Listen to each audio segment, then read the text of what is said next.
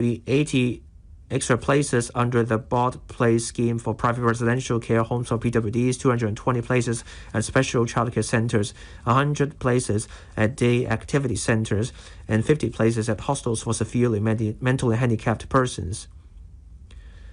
Support for aging persons with disabilities.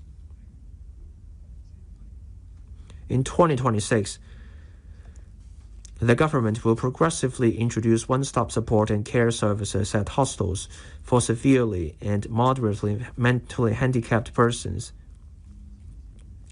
and increase the number of extended care places at hostels co-located with DACs or integrated vocational rehabilitation services centers.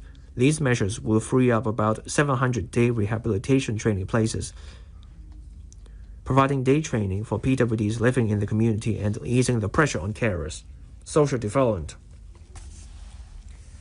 Establishing a working group on aging society strategies.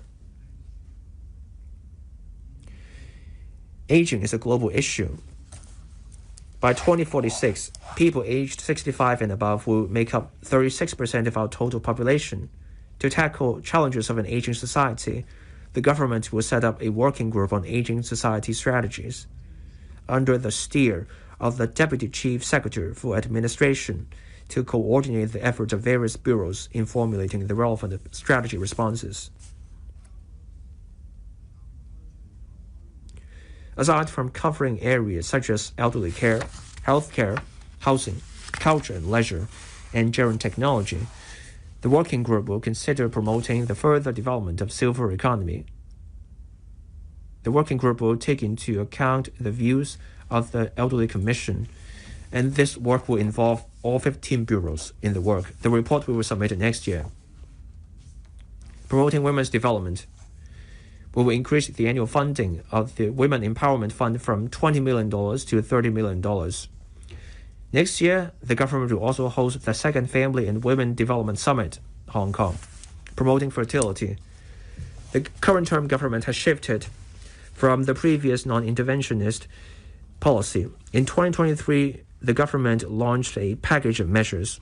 The measures include tax deduction ceiling for home loan interest or domestic rent, a new tax deduction for medical expenses of assisted reproductive services, and also higher basic child allowances. We have also launched various support measures, such as launching the Families with Newborns Allocation Priority Scheme to shorten the waiting time by a year for PLH applicants with newborns, introducing the Families with Newborn Flat Selection Priority Scheme, providing additional places for childcare services, extending the after-school care program for pre-primary children to all districts of Hong Kong, and introducing the newborn baby bonus of $20,000. As at the end of August, more than 5,300 PRH applications had their waiting time reduced by 1 year under the Families with Newborns Allocation Priority Scheme. In the recent HOS sale exercise with flat selection concluded in August, over 800 families with newborns purchased their flats under the Families with Newborns Flat Selection Priority Scheme. The number of newborn babies has decreased for 6 years in a row since 2017. But there was an upward trend in 2023 and 2024. In 2024, there was a significant increase in the number of newborns, a year-on-year increase of about 3,500 babies, or about 11%. That's 36,700 babies in total. We will implement further measures to promote fertility. They include extending the claim period of additional child allowance for newborns from 1 year to 2 years, starting from the year of assessment 2026 or 27. A taxpayer may claim twice the allowance for each child in the first 2 years following childbirth. This measure is applicable to all children under the age of 2 by the end of the year of assessment. Second, further enhancing infant and day child care service. 15 new aid childcare centers will be set up over the next 3 years to provide about 1,500 day care service places for children, almost doubling the existing supply. The SWD will also allocate more care service places for infants and toddlers from birth to 2 years old as appropriate. Third, enhancing the school-based after-school care service scheme within this school year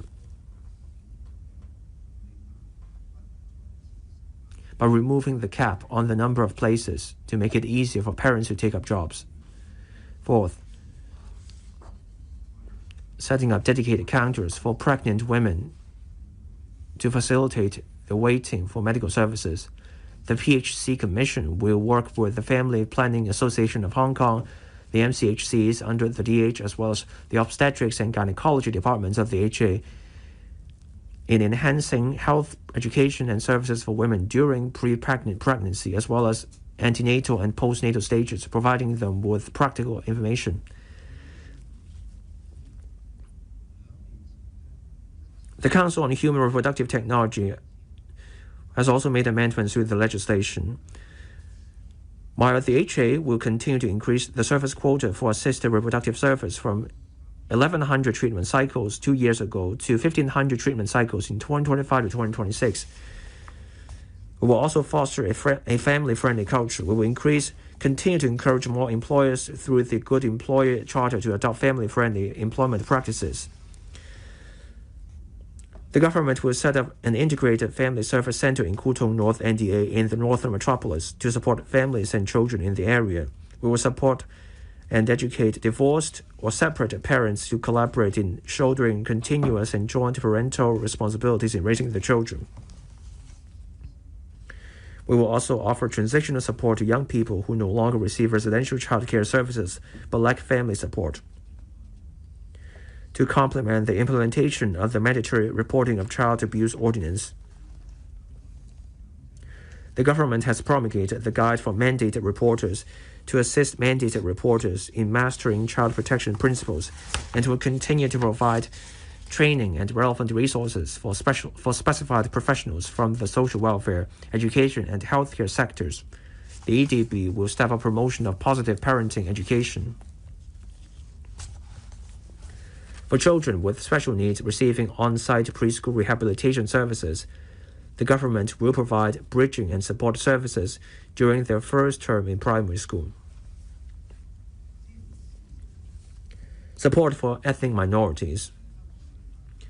Ethnic minorities, or EMs, are an important members of the Hong Kong community. The government has been striving to support EMs on various fronts. The HAD will set up one additional EM care center or EM care team under the support service centers serving the Northern Islands districts respectively. The department will also establish a youth network and a women's network at the 10 support service centers for EMs to organize activities specifically for EM youth and women. This year, the government will also set up an additional interpretation and translation service center for EMs. We will strengthen the promotion of messages and radio programs related to racial integration. The Health Bureau will also run a pilot project of providing emotional support and counseling services for EMs through a service center. We will continue the government department internship program for EM post-secondary students and provide basic workplace Chinese training. Government departments may design their own job-oriented language tests to provide an additional channel for applicants who meet language proficiency appointments.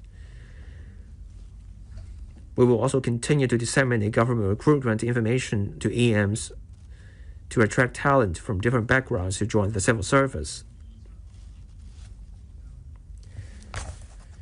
In the 2026-27 school year, the Hanyu 水平考试 Chinese proficiency test learning materials tailored for non-Chinese speaking students will be extended from the upper primary level to the junior secondary level. We will also continue to provide after-school Chinese language courses and organize cross-school teacher learning care teams. These care teams will begin their second term of service. We have set up 3 additional care teams and revised the KPIs for the second term of service. To enable care teams to continuously enhance their services, the government has increased the subsidy by 50% in accordance with last year's policy address and provided these care teams with additional administrative support, including hiring administrative staff. As for emergency support, we will enhance training so that care teams can continue to strengthen ties with government departments, public utilities, and district organizations. Improving building management. To achieve this, the HAD will implement a number of measures, including establishing working groups under DCs,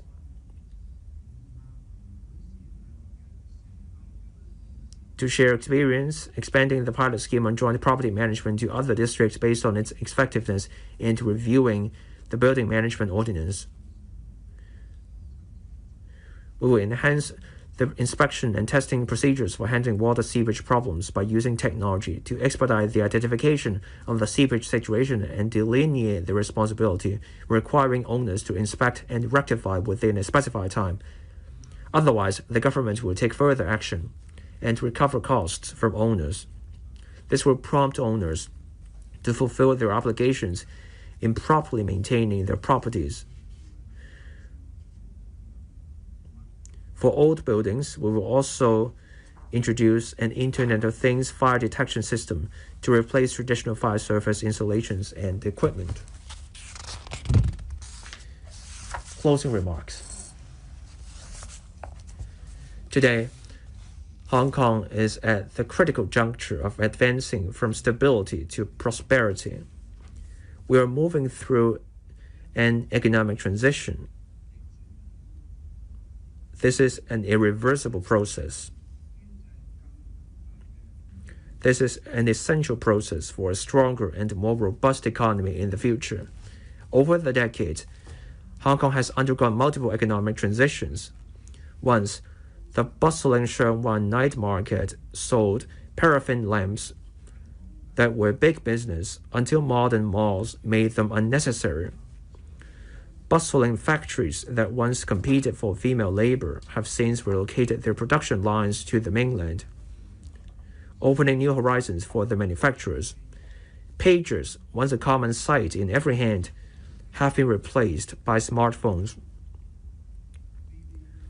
leaving behind empty pager shops as relics of a past era.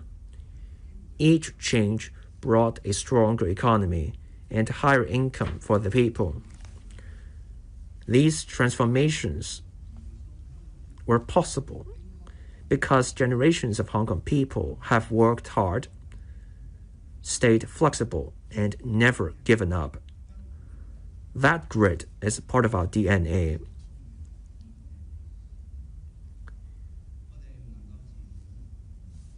We must not be complacent, nor should we underestimate our own capabilities. In the past 3 years, Hong Kong has climbed higher thanks to the teamwork of the government and the community. We have risen 1 spot to become the world's 3rd largest international financial center, and our overall competitiveness has jumped 4 places to also rank 3rd globally. In talent competitiveness, we have left 12 spots, now sitting at 4th in the world. The number of registered local companies has hit a record high, as has the number of non-local companies setting up operations in Hong Kong. The median household income has grown by 11% as well, an increase of $3,000. These numbers and ranks tell a story. They point to international confidence and also our city's vibrancy and stability. The world is changing. Hong Kong faces challenges and is also presented with opportunities in this changing world. Our country is the world's 2nd largest economy, is our staunchest supporter and the source of our biggest opportunities. Combined with Hong Kong's international prospect, our opportunities far outweigh the challenges. By working together, innovating, embracing reform, we will turn our beloved Hong Kong into an even better home for everyone. The Pearl of the Orient will keep shining brighter than ever before. Thank you, President.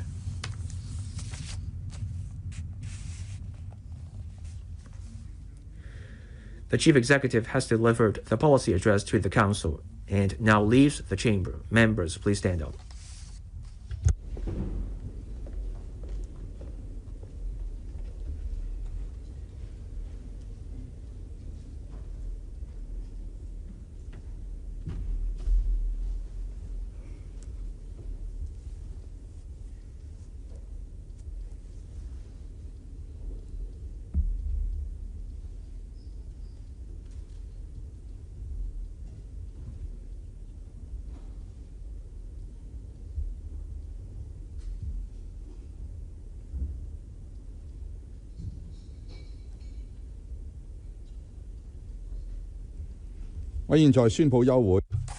I now adjourn the Council, which will resume for the Chief Executive's question and answer session on the policy address tomorrow at 10:30 a.m.